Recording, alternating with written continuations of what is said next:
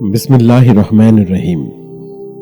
আমাদের পৃথিবীর মাটি স্থিতিশীল, অটল, কিন্তু এক মুহূর্তের মধ্যেই এটি গর্জে উঠতে পারে, ভেঙে যেতে পারে, অথবা ভবনের চেয়েও উঁচু হয়ে পাহাড়ের সৃষ্টি করতে পারে। বিশাল ঢেউ সৃষ্টি করে ভাসিয়ে নিতে পারে বড় বড় জনপদ। একে বলে প্রাকৃতিক দুর্যোগ। ভূমিকম্প, ঝড়, বন্যা প্রভৃতি প্রাকৃতিক দুর্যোগ। এগুলো কি প্রকৃতির কোনো বিচ্ছিন্ন শক্তি, নাকি এগুলো কিছু বার্তা বহন করে? আল্লাহ ওহীর মাধ্যমে মানব জাতির কাছে এই নিয়ে কি বার্তা পৌঁছে দিয়েছেন, আসুন জেনে নিই। কুরআন এবং নবী মুহাম্মদ সাল্লাল্লাহু আলাইহি ওয়াসাল্লাম ভূমিকম্প এবং দুর্যোগ সম্পর্কে কি শিক্ষা দিয়েছেন এবং কিভাবে এই লক্ষণগুলি মানব জাতিকে জাগ্রত, সতর্ক এবং পথ প্রদর্শনের জন্য তৈরি করা হয়েছিল, আজ আমরা তাই জানব। কুরআনে ভূমিকম্পের অসাধারণ বর্ণনা দেয়া হয়েছে, যাতে আপনার হৃদয়কে কাঁপিয়ে দেবে। সতর্কবাণীর মধ্যে একটি এসেছে সূরা আল হাজ থেকে। এখানে আল্লাহ বলেছেন, হে মানব জাতি, তোমাদের প্রভুকে ভয় করো। নিঃসন্দেহে শেষ কিয়ামতের ভূমিকম্প একটি ভয়াবহ বিষয়। এই আয়াতের মাধ্যমে একটি আধ্যাত্মিক জাগরণের কথা বলা হয়েছে, যা মানুষকে সেই দিনের আগে তাদের জীবন সম্পর্কে চিন্তা করার আহ্বান জানায়, যখন সমগ্র পৃথিবী কম্পিত হবে। আরেকটি আয়াতে বর্ণনা করা হয়েছে যে, অতএব ভূমিকম্প তাদের পাকড়াও করে এবং তারা তাদের ঘরে প্রাণহীন পড়ে থাকে। এটি যখন তারা আল্লাহর কাছ থেকে মুখ ফিরিয়ে নিয়েছিল, তখন সমগ্র জাতি কিভাবে ধ্বংস হয়েছিল তার বর্ণনায় আল্লাহ তাআলা এই আয়াত নাজিল করেন, সূরা আল আরাফ। এই ভূমিকম্পগুলি দুর্ঘটনা ছিল না, এগুলি ছিল ঐশ্বরিক হস্তক্ষেপ, একগুঁয়েমি এবং অন্যায়ের পরিণতি।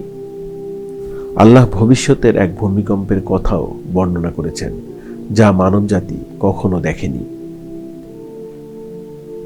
যখন পৃথিবী তার চূড়ান্ত ভূমিকম্পে কেঁপে উঠবে এবং তার বোঝা বের করে আনবে। এখানে বোঝা বলতে আল্লাহ কি বোঝাতে চেয়েছেন? কোন বোঝা বের করে আনার কথা বলা হয়েছে? পৃথিবী যা আমাদের পদচিহ্ন বহন করছিল, একদিন তার লুকানো সবকিছু বের করে আনবে। যেসব কাজ আমরা ভেবেছিলাম কেউ দেখেনি, বালি ও পাথরের নিচে চাপা পড়ে থাকা অপরাধ, মাটিতে লুকানো গোপন রহস্য, সবকিছু। রাসূলুল্লাহ সাল্লাল্লাহু আলাইহি ওয়াসাল্লাম ব্যাখ্যা করেছেন, এটি তার উপর যা কিছু প্রত্যক্ষ করেছে তা সবই রিপোর্ট করবে। সুনান আত-তিরমিজি। পৃথিবী নীরব নয়, এটি সাক্ষী, এবং একদিন পৃথিবী কথা বলবে। নবী মুহাম্মদ সাল্লাল্লাহু আলাইহি ওয়াসাল্লাম ভূমিকম্পকে বিশেষভাবে শেষ কিয়ামতের লক্ষণ হিসেবে উল্লেখ করেছেন। তিনি বলেছেন, কিয়ামত আসবে না যতক্ষণ না ভূমিকম্প ঘন ঘন না হয়। সহিহ আল বুখারী ৭১২১। এই হাদিসটি আমাদের সময় সম্পর্কে সচেতন করেছে। ঘন ঘন ভূমিকম্প মানে ক্রমবর্ধমান এর তীব্রতা নিয়ে বোঝানো হয়েছে, এবং তা বিশ্বব্যাপী। কিন্তু নবী সাল্লাল্লাহু আলাইহি ওয়াসাল্লাম ভূমিকম্পকে কেবল লক্ষণ হিসাবে উল্লেখ করেননি, তিনি কেন এগুলো ঘটে তাও ব্যাখ্যা করেছেন। তিনি বলেছেন, মানুষ যখন অনৈতিক হয়ে ওঠে এবং প্রকাশ্যে পাপ করে, তখন আল্লাহ ভূমিকম্প এবং মহামারীর মতো শাস্তি পাঠান। সূরা ইবনে মাজাহ। এর অর্থ এই নয় যে প্রতিটি দুর্যোগই একটি শাস্তি, কিন্তু এটি আমাদের মনে করিয়ে দেয় যে নৈতিক দুর্নীতি শুধু সমাজকেই নয়, এটি আমাদের চারপাশের জগৎকেও অস্থিতিশীল করে তোলে।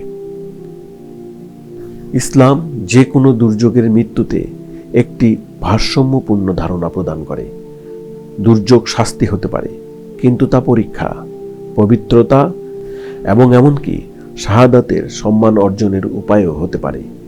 রাসূলুল্লাহ সাল্লাল্লাহু আলাইহি ওয়াসাল্লাম শিক্ষা দিয়েছেন, শহীদ তিনি যিনি ধসে পড়া ভবনের নিচে মারা যান। সহিহ আল বুখারী 2830। মুমিনদের জন্য ভূমিকম্প কেবল ধ্বংস নয়, এটি উচ্চতা, ক্ষমা এবং করুণারও হতে পারে। আল্লাহ বলেন, আমি তোমাদেরকে ভয়, ক্ষুধা, সম্পদ, জীবন এবং ফল ফসলের ক্ষতি দিয়ে পরীক্ষা করি, কিন্তু ধৈর্যশীলদের সুসংবাদ দাও। সূরা আল বাকারা। সুতরাং এই পৃথিবীতে যা দুর্যোগ হিসেবে দেখা হয় তা পরকালে উপকারও হতে পারে। কুরআনে ঐশ্বরিক আদেশে ভেঙে পড়া জাতিসমূহের কথাও বলা হয়েছে, যেমন সামুদ জাতি নবী সালেহকে প্রত্যাখ্যান করার পর ভূমিকম্পে ধ্বংস হয়ে গিয়েছিল। মাদিয়ান জাতি ব্যবসায়ে চরম প্রতারণার পর কেঁপে উঠেছিল এবং ধ্বংস হয়ে গিয়েছিল। লুতের জাতি অতিরিক্ত ব্যভিচারের কারণে তাদের ভূমি উল্টে গিয়েছিল। এই গল্পগুলি প্রাচীন গল্পকাহিনী নয়। আল্লাহ বলেন, তাদের গল্পগুলিতে চিন্তাশীলদের জন্য একটি শিক্ষা রয়েছে। সূরা ইউসুফ। পৃথিবী স্মরণ করে। মানুষ যখন ভুলে যায় তখন ইতিহাস পুনরাবৃত্তি হয়। কুরআন ও সুন্নাহ অনুসারে ভূমিকম্পের একাধিক উদ্দেশ্য রয়েছে। এক, হৃদয়কে জাগ্রত করার জন্য। আল্লাহ বলেন, আমি নিদর্শনাবলী প্রেরণ করেছি যাতে তারা ফিরে আসে। সূরা আজ-জুমার। যখন ভূমি কাঁপে, নিয়ন্ত্রণের মায়া ভেঙে যায় এবং মানুষ প্রার্থনা, বিনয় এবং দানের দিকে ফিরে আসে। 2, আমাদেরকে শেষ দিনের কথা মনে করিয়ে দেওয়ার জন্য। প্রতিটি কম্পন সেই মহাভূমিকম্পের ক্ষুদ্র স্মারক যা প্রতিটি আত্মা প্রত্যক্ষ করবে। 3, দুর্নীতিগ্রস্ত সমাজকে সতর্ক করার জন্য। হাদিসে নৈতিক অবক্ষয়ের পরিণতি হিসাবে বিপর্যয়ের কথা বলা হয়েছে। 4, বিশ্বাসীদের পরীক্ষা এবং পবিত্র করার জন্য ভূমিকম্প বা যে কোনো দুর্যোগ মানুষের কষ্ট, পাপ মুছে দেয়, মর্যাদা উন্নত করে এবং আত্মাকে অনন্তকালের জন্য প্রস্তুত করে।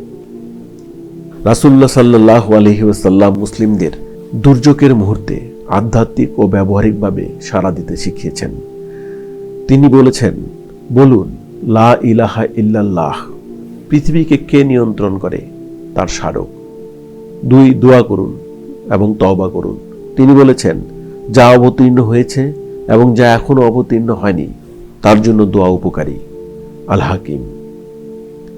3, সালাত আল খুসুফ অথবা সালাত আল আয়াত পড়ুন।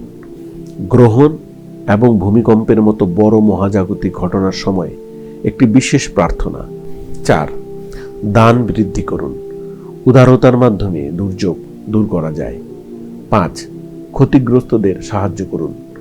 রাসূলুল্লাহ সাল্লাল্লাহু আলাইহি ওয়াসাল্লাম বলেছেন, আল্লাহ বান্দাকে ততক্ষণ সাহায্য করেন যতক্ষণ বান্দা তার ভাইকে সাহায্য করে। সহিহ মুসলিম। ভূমিকম্প আমাদের সময়ের জন্য একটি বার্তা। আমাদের আধুনিক পৃথিবী ভূমিকম্পের চেয়েও বেশি ঝুঁকিতে কাঁপছে।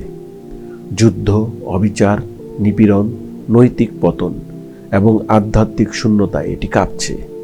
প্রতিটি দুর্যোগ, প্রতিটি কম্পন, প্রতিটি ঝড় একটি সহজ সত্যের কথা মনে করিয়ে দেয়, আমরা নিয়ন্ত্রণে নেই। আল্লাহ। এবং তিনি বলেন, তাহলে আমাকে স্মরণ করো, আমি তোমাদের স্মরণ করব। সূরা আল বাকারা। পরিশেষে আমরা যা শিখলাম তা হলো, যখন পৃথিবী কাঁপে, হৃদয় জেগে ওঠে এবং সেই মুহূর্তে মানুষ সবচেয়ে শক্তিশালী আশ্রয় আবিষ্কার করে, আল্লাহর দিকে প্রত্যাবর্তন। আমরা যদি এই লক্ষণগুলি শুনি, যদি আমরা আমাদের বিশ্বাস পুনর্নির্মাণ করি, তাহলে প্রতিটি দুর্যোগ রহমতের দরজা হয়ে ওঠে। আল্লাহ আমাদের রক্ষা করুন, আমাদের পথ দেখান এবং আমাদের হৃদয়কে দৃঢ় রাখুন। আল্লাহ হাফেজ। আমাদের এই ভিডিওগুলো যদি আপনাদের ভালো লাগে তাহলে অবশ্যই আমাদের চ্যানেলটি সাবস্ক্রাইব করুন এবং বেল বাটনে ক্লিক করে আমাদের পরবর্তী ভিডিওগুলো দেখার জন্য প্রস্তুত থাকুন।